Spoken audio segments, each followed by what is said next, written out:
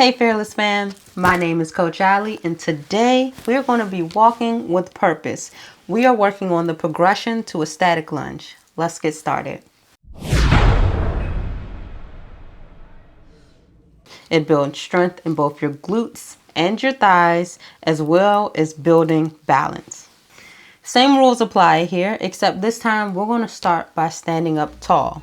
And we're going to take a nice big step forward so that we create that box with our leg and the floor. Remember, we've got to start pretty far out. When it's time to come up from that lunge, you are pushing through the heel of your front foot. Once you push up, that back leg immediately comes forward and meets that front foot. And then you're going to get ready to do the same thing with the opposite leg. Move with control. We're not rushing through this. We're not falling down into our lunge. We are stepping forward, slowly, controlled, focusing on your balance, focus on pushing through that front leg. One rep, one step at a time, we move fearlessly. See you in the next demonstration.